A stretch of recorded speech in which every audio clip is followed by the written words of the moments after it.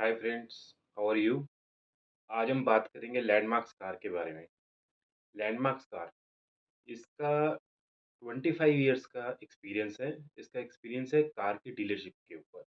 ये कार की dealership premium car के लिए ही करती है। प्रीमियम कार में जैसे कि मर्सिडीज बेंज के लिए करती है, एमजी मोटर के लिए कर रही है, जीप के लिए कर रही है, बीवाईडी आने वाले टाइम पे ये महिंद्रा के लिए भी करेगी। अ, और ये कमर्शियल व्हीकल्स में अशोक लेलैंड पे भी करती है।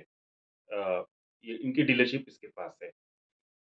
ये 100 इनके 15 स्टोर्स हैं, 63 इनके सेल्स स्टोर्स हैं और ये सर्विस भी प्रोवाइड करती है। आफ्टर सेल्स यहाँ से होती है। 62 इनके शोरूम है, आउट ऑफ 115 62 इनके सेल्स के शोरूम है और 53 इनके सर्विस स्टेशंस हैं। तो 53 सर्विस स्टेशन से ये इन्हीं इन्हीं सिर्फ कार्स की, जो मैं आपको कार बता रहा हूँ, जो जिनको डीलरशिप के बारे में बता रहा हूँ, उन्हीं की ये सेल्स भी प्रोवाइड करती है।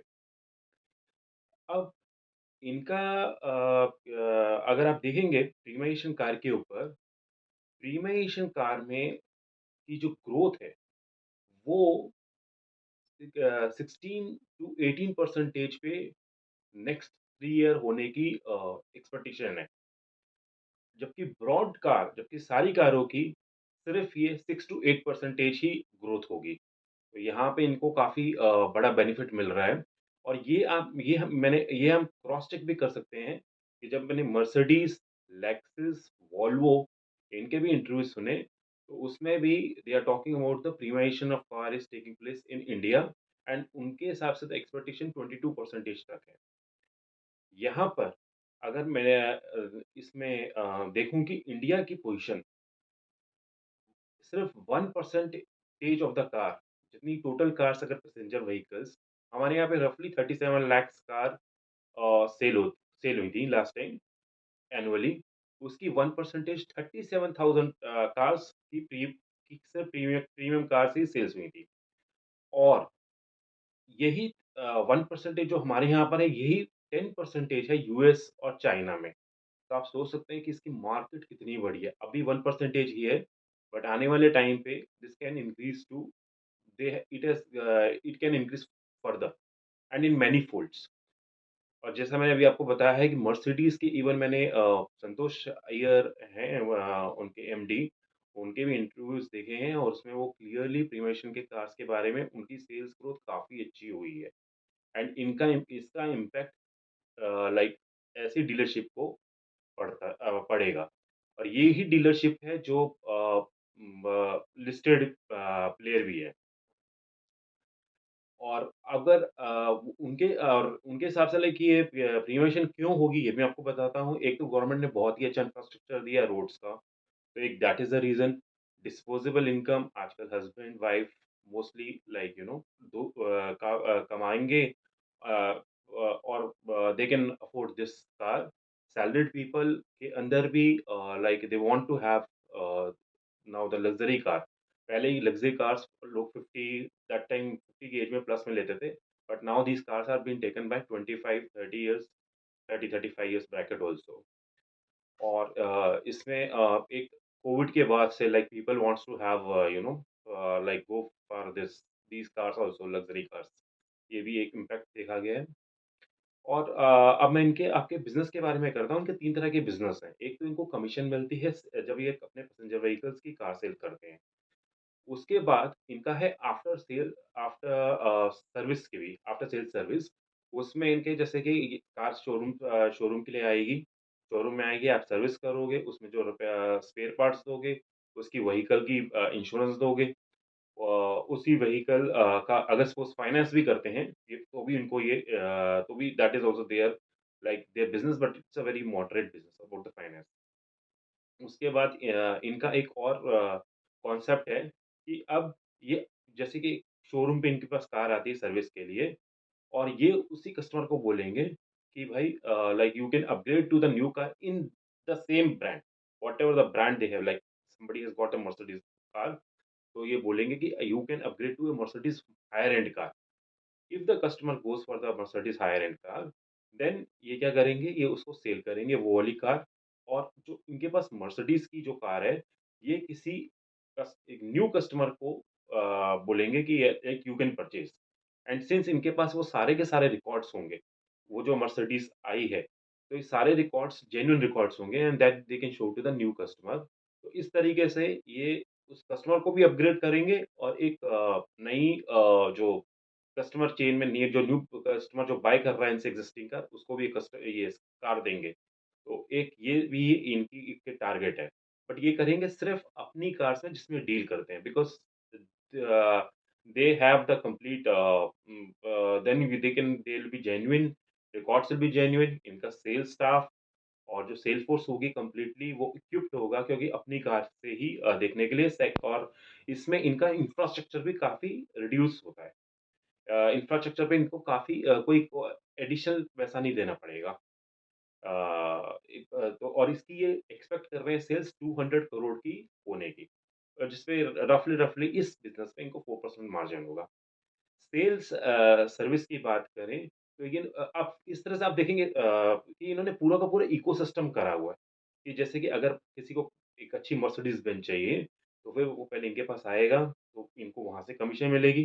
फिर ये कि उसको कार को रिपेयर होती है, तो उसको वहाँ से कमीशन मिलती है, इनको यहाँ फिर इनको इंश्योरेंस है, तो इनको वहाँ से कमीशन मिलती है। फिर वो मर्सिडीज़ को अपग्रेड करेगा, तो भी like he will be going to them, तो इनको वहाँ से भी कमीशन मिलेगी और रेवेन्यू मिलेगा। Since these are all high-end car, so the customers will not take a risk of going to any other showroom. तो एक ये इनका काफ़ी एक इसमें अच्छा बेनिफिट भी है। अ, अब बात करते हैं कि एक चीज़ जो इनकी बट सबसे बेस्ट बात है कि इनकी डिमांड बहुत ही अच्छी है कार्स की। आजकल इसकी जो डिमांड्स है प्रीमियम कार्स की बहुत ही अच्छी है और इसके कारण ये एक काफ़ी बहुत ही स्टॉक्स के लिए एक बेनिफिट होता है कि अगर जो हम प्रोड्यूस कर रहे हैं या जो हम जिस किसी भी चीज़ की उसकी सर्विस कर रहे हैं, कि उसकी demand is more than supply. तो that is a good point. एक इनके लिए ये है, जैसे कि मैंने बाकी स्टॉक्स में भी बताया था कि we have to find this one more. तो जैसे कि डेल्टा में भी काफ़ी फ़ास्ट कैश चर्निंग था।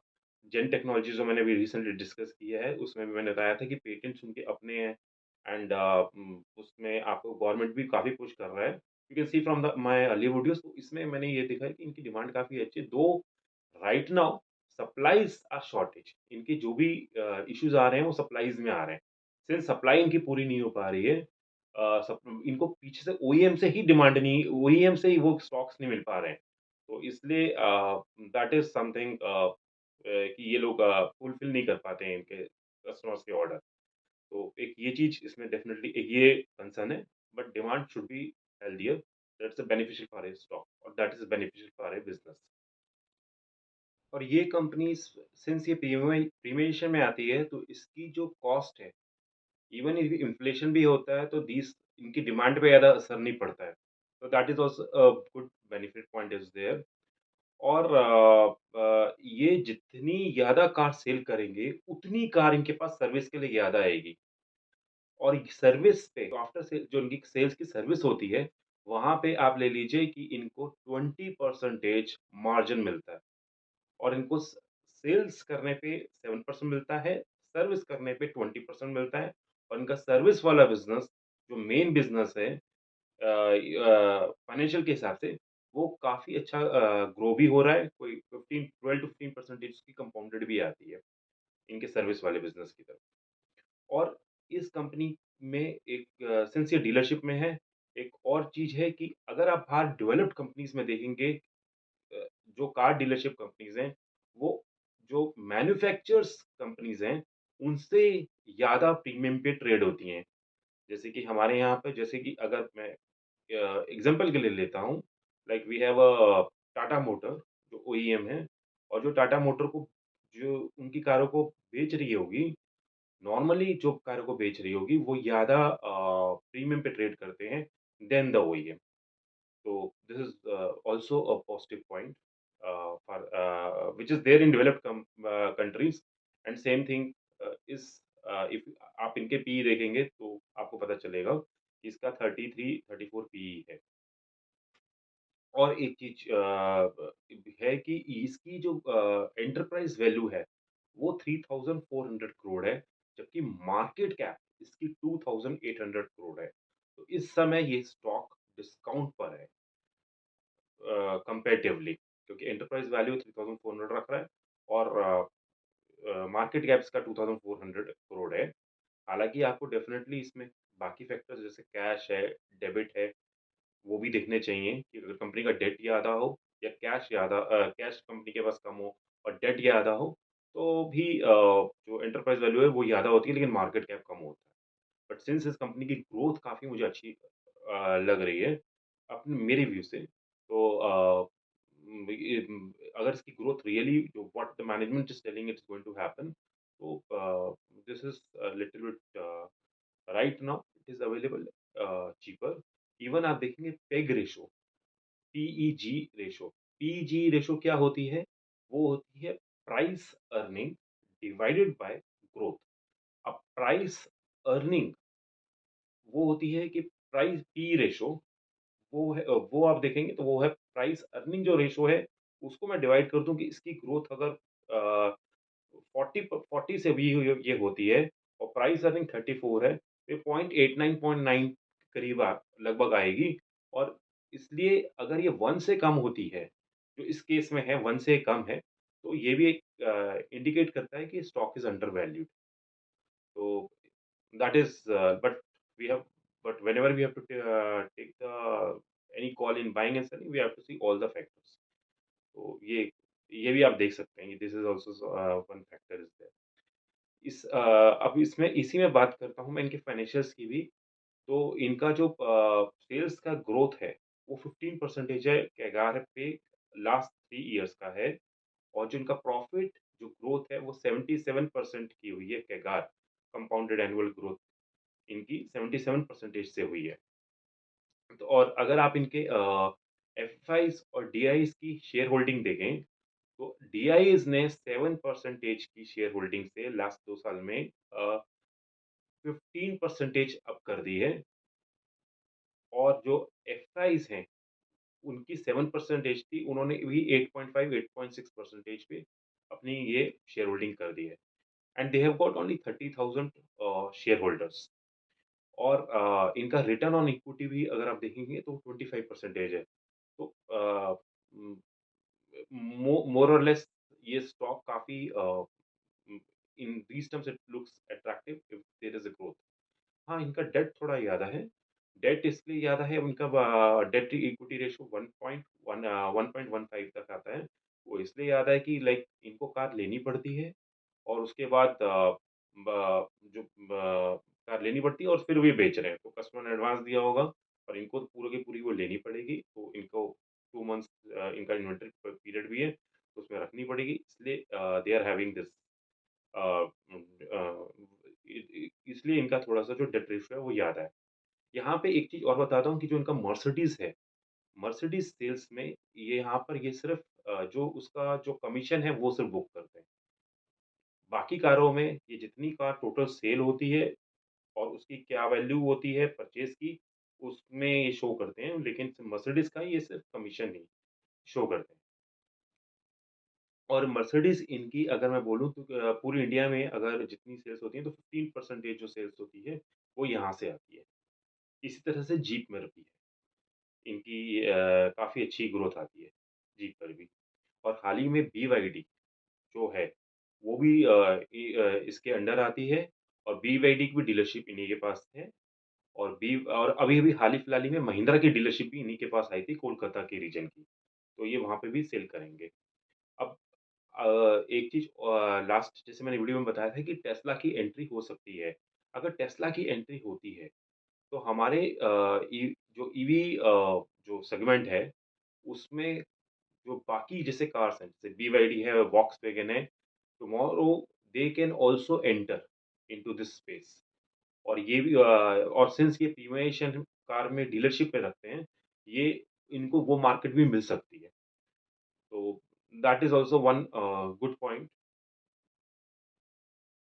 इनके रिस्क भी हैं, जैसे कि अगर लास्ट 2 क्वार्टर से देखेंगे तो इनकी जो डिमांड है, वो तो काफ़ी अच्छी है, बट सप्लाई जो है, मर्सिडीज़ की ले लें, जीएलसी की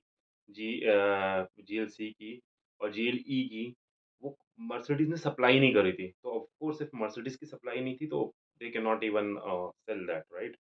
सो इसमें इनको तो एक इनका फैक्टर है। फिर इनका वर्किंग कैपिटल अगर आप देखेंगे वो काफ़ी ज़्यादा है। उसमें अगर आप देखेंगे जो पेबल्स हैं, उसमें सिर्फ़ 2 वीक्स पे ही पेबल्स के हैं और जो इनका इन्वेंटरी टर्नओवर है वो 2 मंथ्स का भी इन्वेंटरी टर्नओवर होता है। तो दैट इज़ ऑल्सो देयर। फिर इनका एक है कि ये बीवाईडी के साथ इन्होंने बीवाईडी की भी डीलरशिप इनके पास है and BYD is Chinese company. तो इट मे हैपन कि लास्ट टाइम इनकी जो अभी की जो कार हैं वो सारी, वो अभी गवर्नमेंट ने कई रीज़न्स के कारण अभी क्लियर भी नहीं करी हैं। तो government has told like 2500 cars only will be sold. तो उसपे अभी गवर्नमेंट ने कई चीज़ें उसमें क्लियर नहीं करी हैं। तो still there are talks which is going on, पर आप 2500 से ज़्यादा उन कार को अभी नहीं सेल कर सकते। तो एंड ऑल्सो कि अगर आप देखेंगे कि मर्सिडीज़ बेंज इनका 50% एबिटा का 50% एबिटा वहीं से आता है। तो मर्सिडीज़ बेंज पे इनकी काफ़ी ज़्यादा डिपेंडेंसी है.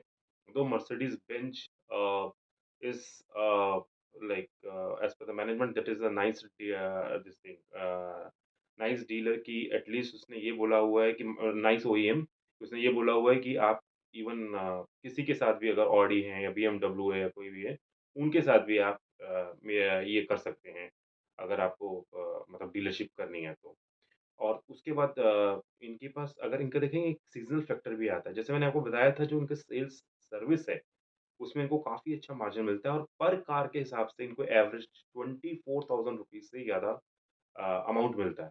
लेकिन लास्ट टाइम अगर सेल्स अगर सॉरी रेन इतनी अच्छी रेन अगर नहीं होती है, तो इनके मार्जिन काफ़ी कम हो जाते हैं क्योंकि इनके हिसाब से कि अगर कोई कार अगर जिसमें रेन होती है जिसमें रे जो पानी में ड्रिंच होती है, उसके अगर इंजन ब्लॉक हो जाते हैं तो they will be get they it will the repair will come for those cars for the higher end cars is 20 to 30 lakhs. तो अगर अ, अगर मानसून ठीक रहता है तो ऑफ कोर्स ये सीज़नल पर है and they will also get the hit also. तो ये भी एक रिस्क फैक्टर है इसके लिए। इनकी एम्प्लॉयी कॉस्ट कंसिस्टेंटली ज़्यादा रहती है, 6% पर रहती है ऑफ रेवेन्यू मैंने फिर है और इसका मैनेजमेंट ये रीज़न बोलते हैं कि क्योंकि they required a very equipped trained people for higher end cars, तो इनको वो मेंटेन करनी पड़ती है। जैसे कि इनकी एलिवेट की जो लॉन्च है, वो डिले हुई थी but they can not like shift the people और रिमूव द पीपल। तो the people has to be there और अभी जैसे डिमांड इनकी जैसे कि मर्सिडीज़ की अभी जैसे कि सेल्स डिमांड है लेकिन वो सप्लाई नहीं है, तो भी इनको लाइक अपना स्टाफ को मेंटेन करना पड़ता है। तो दैट इज़ द रीज़न कि इनकी जो एम्प्लॉयी कॉस्ट है वो ज़्यादा रहती है और उसमें कमीशन भी एक फैक्टर होता है जिसको ये इंक्लूड करते हैं।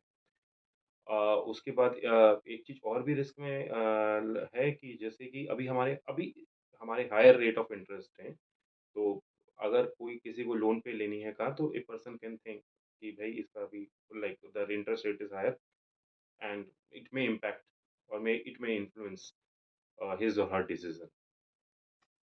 बट फ्यूचर अगर हम गोइंग फॉरवर्ड इसका देखें तो अ, अभी इनके पास महिंद्रा की जैसे मैंने बताया डीलरशिप आई है, दैट विल बी बेनिफिशियल कि इनके पास एक और सेगमेंट है।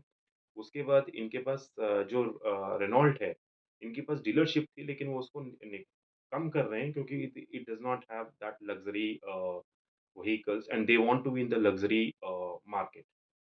सो ये उसको कम करें दैट इज़ आल्सो बेटर क्योंकि then they can replace something with the luxury.